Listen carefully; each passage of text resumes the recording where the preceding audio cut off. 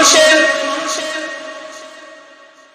কথার দ্বারা কার ঈমান নষ্ট হয়ে যাবে, কার ঈমান নষ্ট হচ্ছে, তা কোনো মানুষের জানা নাই, তা কোনো মানুষের জ্ঞান নাই। এজন্য দিন শরীয়ত বা আলেম ওলামা মসজিদ মাদ্রাসা নিয়ে ইসলামের গুরুত্বপূর্ণ নিদর্শন নিয়ে যদি আমরা তুচ্ছ তাচ্ছিল্য করি তাহলে আমাদের ঈমানটা নষ্ট হয়ে যেতে পারে। এজন্য কথা বলার ক্ষেত্রে আমাদেরকে খুব সাবধানতা অবলম্বন করতে হবে।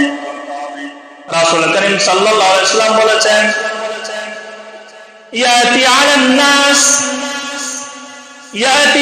নাস জামানুন ইয়াজতামিউনা ফিল মাসাজিদি লাইসা ফীহিম মুমিন। আল্লাহ রাসূল সাল্লাল্লাহু আলাইহি ওয়াসাল্লাম বলেছেন যে শেষ জামানায় একটা সময় এমন আসবে, শেষ জামানায় একটা এমন সময় আসবে, ইয়াতি আলান নাস জামানুন ইয়াজতামিউনা ফিল মাসাজিদ, সেই সময়ে মসজিদ ভর্তি আপনি মুসল্লি দেখবেন, মসজিদ ভর্তি আপনি মুমিন দেখবেন, মসজিদ ভর্তি আপনি মুসলমান মুসল্লি দেখবেন। রাসূল করিম বলেছেন লাইসা ফীহিম মুমিন, কিন্তু এই মসজিদ ভর্তি মুমিন মুসলমানের ভিতরে কারোর ঈমান থাকবে না। নাউযুবিল্লাহ। কথা কি আমার নাকি রাসূলের? কত বড় কথা আপনি চিন্তা করতে পারলেন? শেষ জামানায় এমন একটি সময় আসবে যে সময় আপনি মসজিদ ভর্তি মুসল্লি দেখবেন,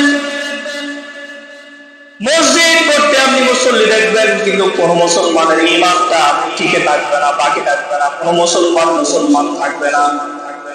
তারা সবাই বেঈমান হয়ে গিয়েছে, তাদের ঈমান, সবার ঈমান চলে গিয়েছে।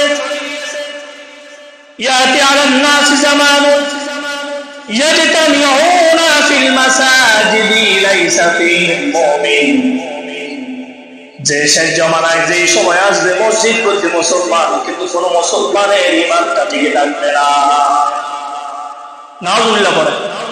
আল্লাহ তাআলা এমন পরিস্থিতি থেকে আমাদেরকে হেফাজত করুন, করে আমিন।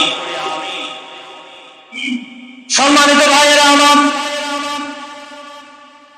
আল্লাহ রাসূল সাল্লাল্লাহু আলাইহি ওয়াসাল্লাম মুসলিম শরীফের বর্ণনায় বলছেন, ইউসবিহুর রাজুলু মুমিনান ওয়া ইউমসি কাফিরান আও ইউমসি মুমিনান ওয়া ইউসবিহু কাফিরান। মুসলিম শরীফের বর্ণনা। ইতিপূর্বে যে হাদিসটা শুনেছেন এখান থেকে এর চেয়ে আরো বড় কথা।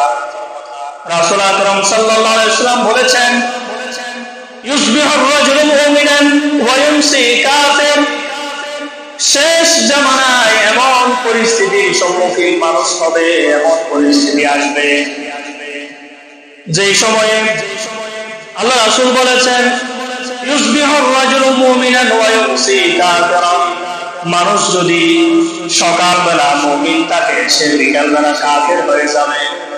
নাউযুবিল্লাহ বলেন না। মানুষ যদি সকালবেলা মুমিন থাকে সে মুমিনের বিকালবেলা ঈমানটা চলে যাবে।